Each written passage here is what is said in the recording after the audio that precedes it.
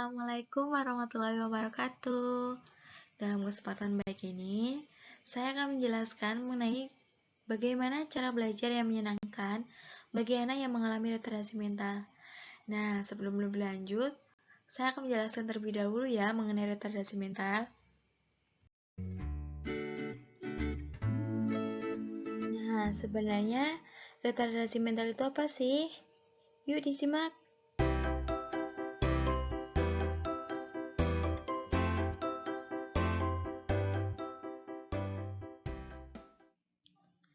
Retardasi mental menurut Halahun dan Kaufman 2006 merupakan adanya keterbatasan yang signifikan dalam berfungsi baik secara intelektual maupun perilaku adaptif yang terwujud melalui kemampuan adaptif, konseptual, sosial, dan praktikal. Nah, keadaan ini muncul sebelum usia 18 tahun. Perlu diketahui juga bahwasanya retardasi mental ini bukanlah sebuah penyakit, melainkan sebuah kondisi yang timbul pada usia dini, biasanya sejak lahir dan menetap sepanjang hidup individu tersebut. Nah, selanjutnya ialah klasifikasi dari retardasi mental. Terdapat 4 klasifikasi. Yang pertama ialah retardasi mental ringan atau mild retardation dengan tolak ukur skor IQ 50-69. Retardasi mental ringan ini disebut sebagai suatu retardasi mental yang dapat dididik atau educable. Hambatan yang dirasakan dalam retardasi mental ringan ini ialah dalam hal akademik. Dalam hal sosial kultural tidak bermasalah. Yang selanjutnya ialah retardasi mental sedang atau moderate retardation dengan tolak ukur skor IQ 35-49. Hambatan yang dirasakan dalam retardasi mental sedang ini ialah selain dalam hal akademik, anak akan mengalami hambatan dalam mengurus diri sendiri dan motorik. Selanjutnya ialah retardasi mental berat atau severe retardation dengan tolak ukur skor IQ 20-34. Sebenarnya hambatan yang dirasakan hampir sama dengan retardasi mental sedang, namun dalam retardasi mental berat ini memiliki kerusakan motorik yang sangat bermakna dan atau defisit neurologis.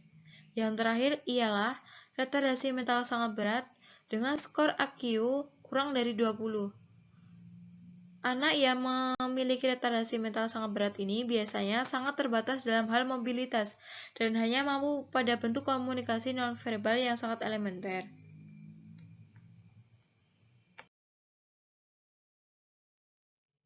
Lalu, bagaimana sih cara belajar yang menyenangkan bagi anak yang mengalami retardasi mental? Yuk kita bahas. Yang pertama, ialah berikan ruangan khusus untuk belajar.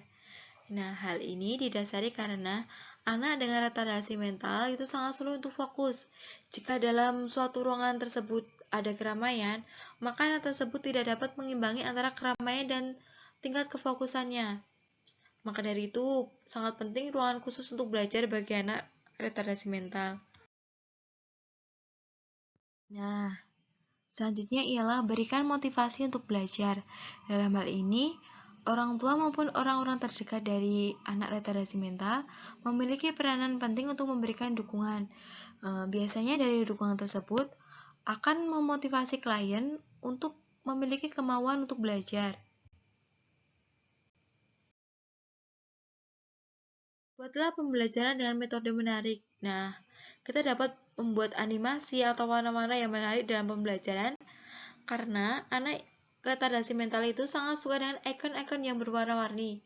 Kita harus pandai-pandai menarik perhatian dari anak tersebut agar mereka dapat memperhatikan dari pembelajaran tersebut. Ini ialah sisipkan permainan di tengah-tengah pembelajaran. Permainan yang dimaksud ialah permainan yang mengasah konsentrasi dan motorik anak. Nah, pada dasarnya, anak dengan retardasi mental sendiri sangat suka dengan hal-hal yang berbau dengan permainan. Kita juga harus pandai-pandai memberikan permainan yang berupa permainan yang mengasah konsentrasi dan motorik, seperti halnya puzzle, dot to dot, Lego, dan masih banyak lagi. Yang selanjutnya ialah melakukan reinforcement. Reinforcement atau penguatan sendiri merupakan sebuah proses pada sebuah rangsangan atau peristiwa dikuatkan atau meningkatkan kemungkinan dari sebuah perilaku atau sebuah peristiwa yang menyertainya. Nah, dalam hal ini, bentuk dari reinforcement berupa reward and punishment. Reward dan punishment sendiri merupakan dua bentuk metode dalam memotivasi seseorang untuk melakukan kebaikan dan meningkatkan prestasinya. Nah, apabila anak tersebut telah melakukan kegiatan sesuai dengan peraturan, maka berilah reward agar anak tersebut termotivasi untuk melakukan kegiatan tersebut menjadi lebih baik lagi.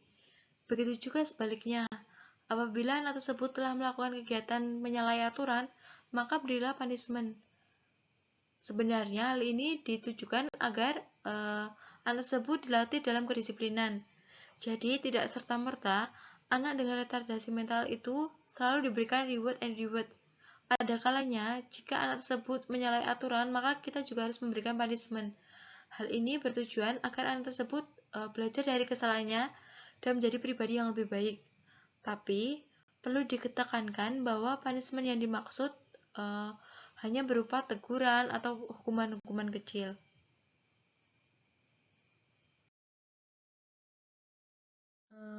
Note untuk keluarga atau orang-orang yang mempunyai saudara yang mengalami retardasi mental, jangan kalian terlalu fokus dengan akademik anak tersebut, karena anak dengan retardasi mental memang memiliki kelemahan dalam akademik. Coba kali potensi lain dari anak, mungkin dari keterampilan atau hobi. Dari situ kita dapat mengarahkan hobi atau keterampilan tersebut ke arah yang lebih baik lagi, sehingga dia mempunyai kelebihan di bidang potensi lain.